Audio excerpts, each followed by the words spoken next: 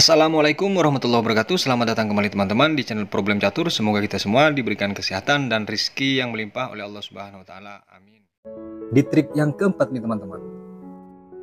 Dari trik mengatasi pembukaan catur 4 dari putih.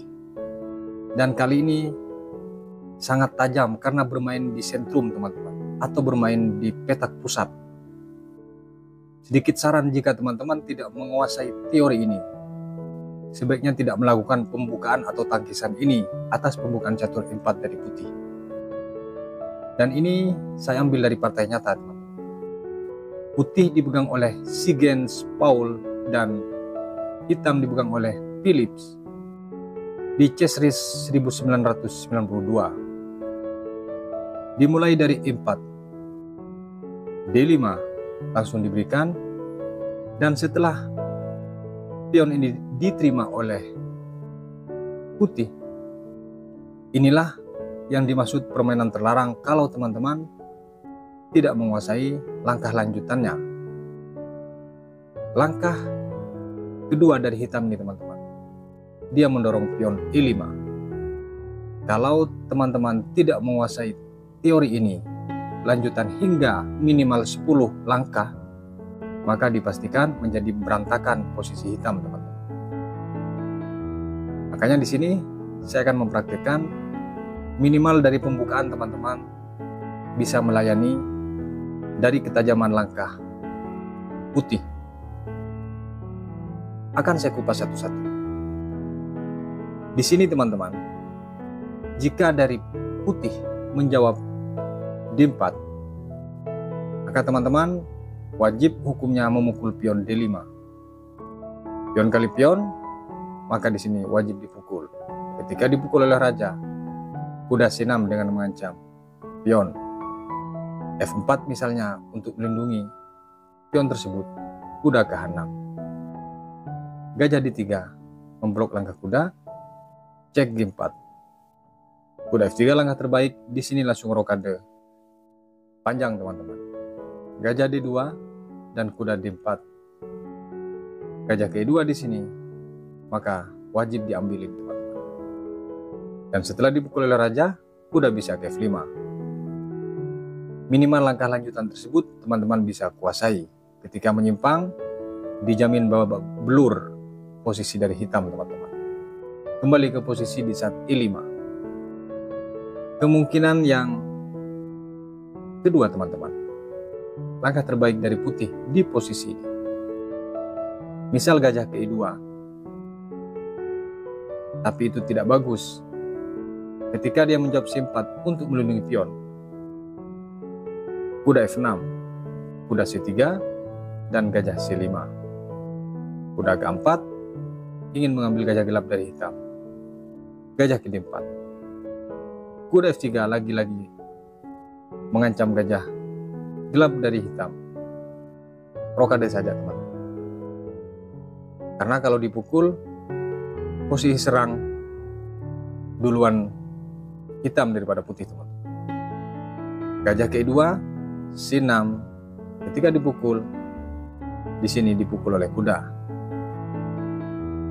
D3 misalnya, benteng ke-8, rokade, gajah ke F5. Kuda di sini mengambil gajah, pukul dengan kuda teman-teman. Gajah ke F3, maka di sini wajib dipukul. Menteri di sini langsung memukul. Menteri langsung memukul pion. Di sini tentu sudah kembali teman-teman, pion dari hitam yang tadi dikorbankan. Kalaupun di sini mengambil pion B7, maka tentu di sini mengambil pion C4. Artinya langkah ini imbang teman-teman. Kembali ke posisi di saat E5.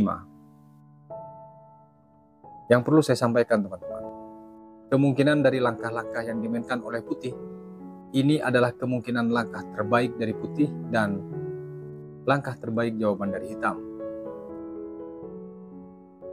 Misal di sini, langkah lanjutan dari posisi ini dari putih dengan menjawab kuda C3 bertujuan untuk melindungi pion D5, kuda F6, Jika di sini cek C6, ketika dipukul oleh kuda. Kalau dipukul oleh gajah, tentu di sini menjadi garis serang duluan dan memblok langkah kuda. Kalau misalnya tidak dipukul di posisi ini teman-teman, kuda misalnya ke F3 dengan balik mengancam pion, teman-teman cukup gajah D6. D4 misalnya, E4, D5 dengan mengancam kuda, ini sama-sama terancam teman-teman. Maka teman-teman pukul terlebih dahulu kuda. Ketika menteri kali pion A6, dipukul di sini pion kali gajah. Dan ketika di sini teman-teman, pion kali pion berharap mendapat keuntungan satu perwira, maka teman-teman cek menteri E7. Apakah ditutup dengan menteri atau bergeser? Intinya pion ini jatuh teman-teman. Misalnya mencoba mengadu, maka teman-teman melangkahkan dengan memukul pion B7. Artinya permainan di sini masuk kategori imbang hingga menuju permainan akhir teman-teman. Kemungkinan dari langkah terbaik putih di posisi ini teman-teman. Misal di sini putih memotong enpasan pion yang dimajukan oleh hitam dengan enpasan, maka dipukul dengan gajah. Langkah lanjutan putih terbaik di posisi ini, kuda F3, jawab kuda F6, kuda C3, A6. Gajah ke E2 mencoba membuka ruang untuk rokade, gajah ke D6. D4 misalnya, teman-teman rokade terlebih dahulu. Ketika putih rokade, H6. D5, kuda di sini memukul pion. Dan masalahnya ketika dipukul oleh putih, sekarang yang menjadi babak belur posisi putih teman-teman. Misal diterima tawaran itu, dipukul oleh gajah, dipukul oleh menteri, akan datang cek. Menteri dari putih tentu ketinggalan teman-teman.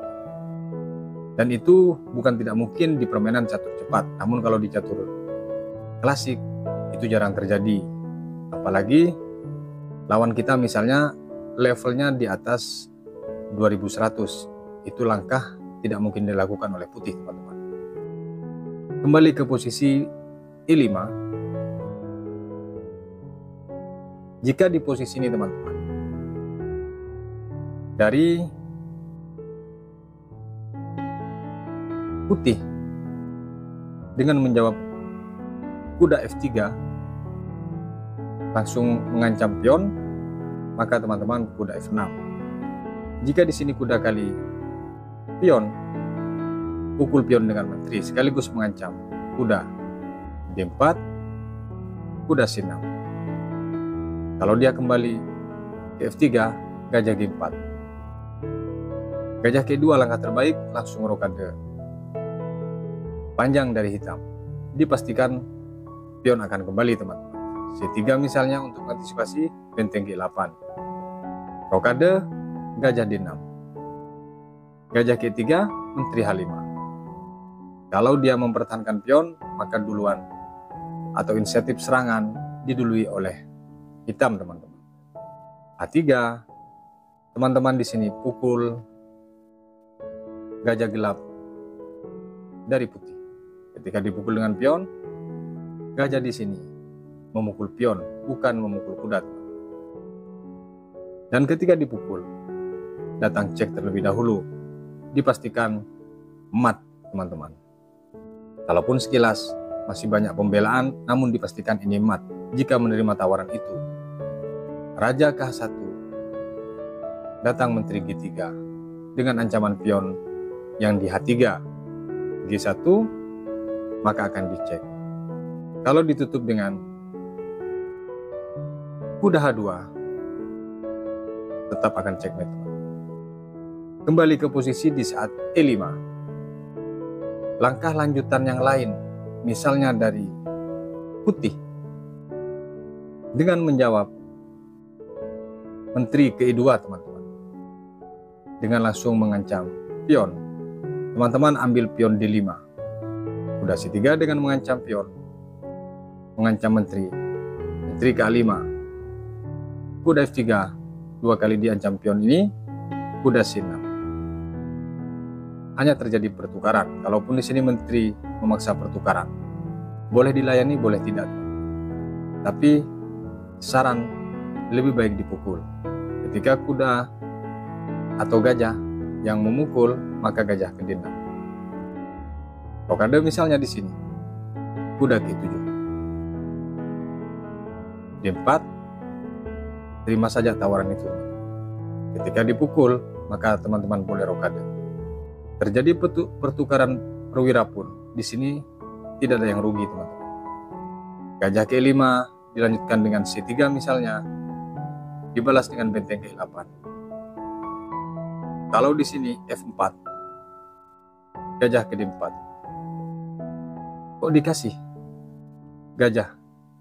Ya betul teman-teman, dikasih dengan kompensasi merusak posisi dari putih dengan dipaksa dipukul gajah ini teman-teman. Ketika dipukul, benteng akan kali kuda. Dipukul di sini, dipukul oleh pion. Salah satu di sini, pion tersebut susah untuk dipertahankan, yang di D4 maupun di F4 akan datang susulan ancaman gajah dan benteng dari hitam teman-teman. Posisi serang unggul hitam daripada putih. Kembali ke posisi di saat E5. Langkah lanjutan ini teman-teman yang dimainkan oleh kedua Grandmaster di tahun 1992 ini. Gajah ke C4 dengan maksud mempertahankan pion. Dan dibalas dengan C6 oleh hitam. Diterima tawaran itu. Dipukul oleh kuda D3. Sekilas tidak nampak kemungkinan kombi yang sangat brutal dari hitam teman-teman. Kuda F6, A3 bertujuan untuk menghambat langkah gajah maupun kuda. Gajah C5 di sini dan kuda G2 persiapan untuk rokade. Di sini langsung naik ke G4 kuda teman-teman. D4 ternyata langkah yang kurang akurat, jawaban dari putih. Langsung diterima tawaran itu dengan dipukul oleh kuda. Di posisi ini dari putih teman-teman, blunder yang kedua kali tidak melayani atau tidak dilanjutkan pertukaran tersebut, malah dia rokade teman-teman. Menteri langsung datang ke hampat dengan ancaman checkmate. Di posisi ini teman-teman sangat pelik karena dua sisi ancaman F2 dan H2. H3 dibalas oleh putih dan di sini kuda cek F3. Di posisi ini ternyata dari putih menyerah. Kok bisa menyerah? Ini kan masih bisa dimakan atau bisa bergeser. Baik, kita akan perhatikan satu-satu. Dari permainan center counter ini dimenangkan oleh hitam teman-teman. Jika di sini raja ke H1, kemungkinan pertama, maka akan datang cek yang memaksa untuk dipukul oleh menteri. Ketika benteng di sini dipukul oleh menteri dan gajah ke B5 cek, maka di sini cukup bergeser ke E7. Tidak ada lagi cek untuk putih kecuali mau diberikan gajah gelapnya. Kalau di sini memukul pion, akan datang cek F3. A2, maka di sini checkmate teman-teman. Luar biasa. Kombinasi baru di langkah ke-10 teman-teman. Kembali ke posisi di saat kuda cek F3. Apakah ada kemungkinan lain? Dua kemungkinan terbaik dari langkah ini memang tetap mat, langkah dari putih teman-teman. Misal dia dengan memukul kuda yang cek tadi, artinya raja tidak bergeser langsung dipukul tawaran itu, maka di sini cek dengan gajah memukul pion F2. Di sini jika dipukul dengan benteng, tentu langsung checkmate teman-teman. Raja G2 di sini datang kuda E3, cek, yang langsung menggarap menteri teman. Dan ini dipaksa untuk mundur tentunya. Raja dari putih.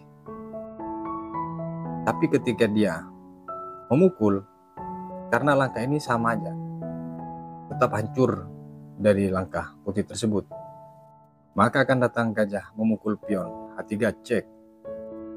Sekarang betul-betul dipaksa untuk bergeser. Manapun dia, maka jawabannya gajah kali benteng sekaligus checkmate.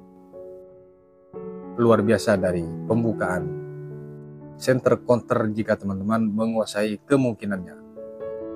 Namun sedikit saran teman-teman, di pembukaan center counter dengan nama lain pembukaan ini adalah gambit bongki. Ya, gambit bongki mungkin agak asing teman-teman. Ini rata-rata dimenangkan oleh buah putih. Kenapa? Karena hitam tidak tahu langkah lanjutannya.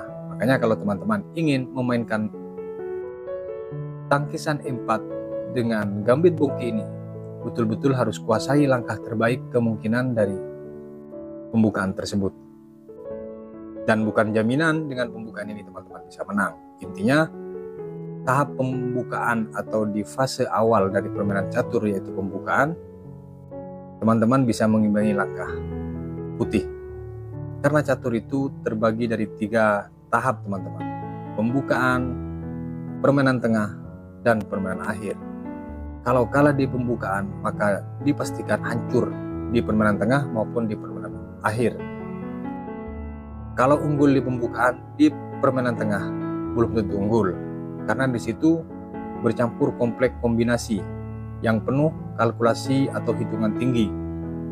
Menang di permainan tengah belum tentu menang di permainan akhir. Makanya teman-teman selaku pecinta catur, semua harus teman-teman kuasai dari tahap atau fase awal, yaitu pembukaan, fase tengah, permainan tengah, fase akhir atau finishing daripada semua itu adalah permainan akhir. Jadi kalaupun teman-teman unggul 1 perwira, kalau tidak bisa mematkan menjadi remis. Dan atau teman-teman unggul 1 pion tidak bisa mempromosikan menteri, dan seterusnya, juga bisa menjadi permainan remis atau bahkan kalah. Makanya bermain catur itu betul-betul harus kuasai. Jadi di semua pembukaan catur intinya bukan berarti jaminan menang, tapi minimal di fase pembukaan teman-teman bisa mengimbangi. Semoga bermanfaat untuk insan catur Indonesia. Sampai berjumpa di video berikutnya. Wassalamualaikum warahmatullahi wabarakatuh.